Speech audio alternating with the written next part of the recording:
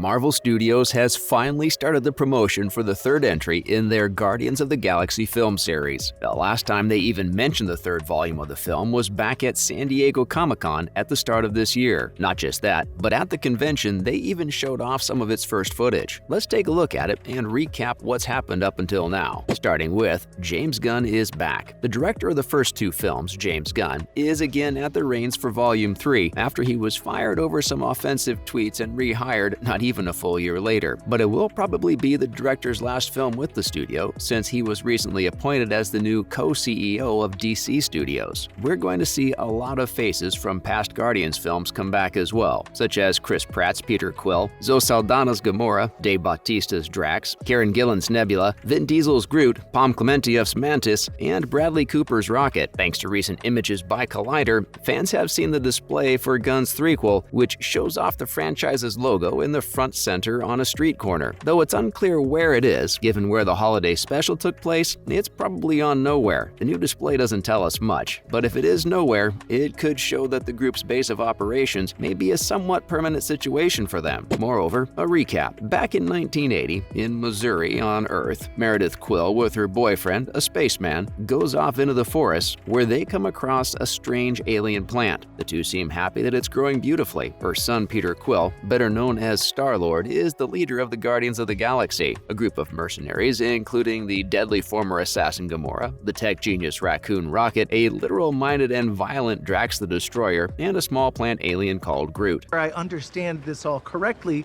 That's perfect. Good. Teaser. Good job. Now, I'm not gonna lie. They're all safekeeping a bunch of powerful and valuable batteries from an interdimensional monster for a race of genetically made clones called the Sovereign. After they kill the interdimensional monster, they're rewarded by the High Priestess of the Sovereign, Ayesha, with Gamora's cyborg sister, Nebula. They first capture Nebula because she tries to steal batteries from the Sovereign and is given to the Guardians so they can trade her in for the bounty. Sadly, their entire mission is ruined when, at the last moment, Rocket is found stealing some of the batteries for himself, forcing all of them to flee. At first, they seem overwhelmed by the Sovereign's fleet, but then a mysterious figure saves them enough time to warp jump. Their damaged ship then crashes into a forest planet where the mysterious figure lands next to them and introduces himself as Peter's long-lost father, Ego. This isn't a Christmas gift.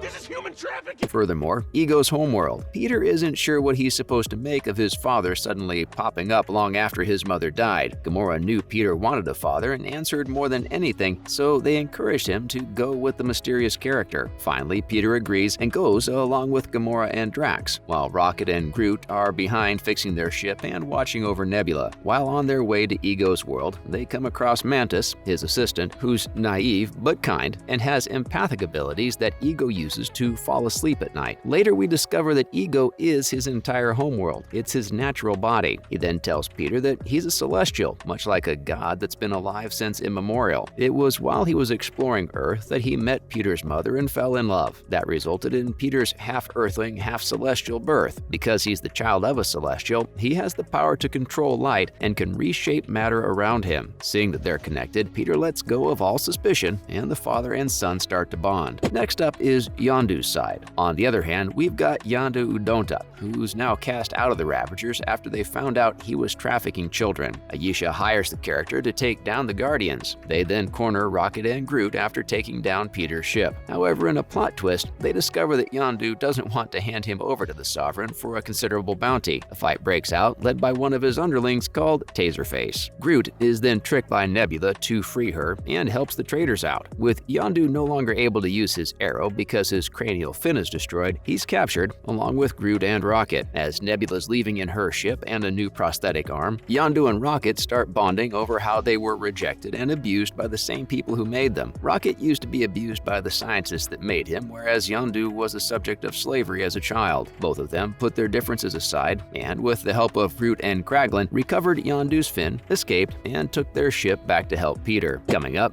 back on Ego's planet. Back on Ego's planet, Drax and Mantis start start to bond. Mantis is just about to warn him about something, but stops as soon as she sees Gamora. Gamora later tries to tell Peter something's off, but he dismisses her. She then takes off in a rage and is confronted by Nebula, who's always hated her for never losing when they were kids. We find that Thanos, their father, would constantly make them compete against one another and punished Nebula for losing each time by replacing parts of her body with cybernetics to improve her. Once again, Peter and Ego meet, and we find out about Ego's evil plan. The character had been disappointed by what life had become when he encountered it, so now he wanted to terraform all the planets in the universe, destroy all life to ever exist, and replace them with his clones. But for that to work, he needed another Celestial's help. Thus, he went across the universe to impregnate women from all species, and then told Yondu to get his children. Until this point, none of them had his powers, but as soon as he heard about Peter holding an Infinity Stone and living, he sought him out in high hopes of success. Moving on to Peter's celestial power. Ego then turns on Peter's celestial powers, and as soon as he does, his seedlings from all across the universe start to consume planets. When Peter asked why he left his mother, he said he loved her and did come back multiple times, but was scared that his love for her would get in the way of the greater good. Thus, he put that tumor in her brain and killed her. Enraged by this, Peter attacks him as both Gamora and Nebula come to an uneasy alliance and find a large grave full of Ego's other children. Mantis and Drax then join them, and the four work together to bring an end to Ego as he forces Peter to carry out his plan. Now that the Guardians have united with their allies again in Ego's core, they're working on a plan to end Ego and his plans. They're essentially going to use the batteries stolen by Rocket from the Sovereign to build a bomb and blow up his consciousness. Rocket sends the tiny Groot into the core to plant and activate the bomb, while the rest of them fight and distract Ego with the Sovereign fleet led by Ayesha herself. As Peter starts to get his celestial powers in the fight against Ego, Groot, on the other hand, successfully plants the bomb at the core center and activates it. As the other Guardians are escaping, Yondu stays behind. Even though it doesn't seem like Peter will escape, he kills Ego and causes his planet to explode just in the nick of time. Finally, the end of Ego. Yondu thinks of Peter as his son and simply wouldn't go without him, especially since he specifically kept the character with him as a child to save him from the fate Ego's other children met. Meanwhile, Rocket only has one pair of thrusters and a spacesuit left, but leaves it with Yondu since they will need it to save Peter. In the end, Yondu uses them to grab a shriveled up Peter and fly them far from the planet before it explodes. Before leaving the planet's atmosphere, Yondu gives his spacesuit to Peter to save him from the vacuum of space, but ultimately sacrifices his life. The Guardians then hold a funeral for him as they cremate his body and scatter his ashes across the stars. Meanwhile, Gamora is making up with Nebula before she leaves to fight her father. All the while, more Ravager ships warp in as they learn about Yondu's exploits from Rocket. The Ravagers finally think of him as one of them again and have come by for one final goodbye to a fallen comrade. As the team prepares for more adventures, Ayesha plots revenge against them. She makes a new weapon called Atom, which is meant to destroy them once and for all. And that's a wrap for this video. What are your thoughts about the upcoming Volume 3? Let us know in the comments below. Make sure to give this video a thumbs up and subscribe to our channel for more videos like this. See you at the next one.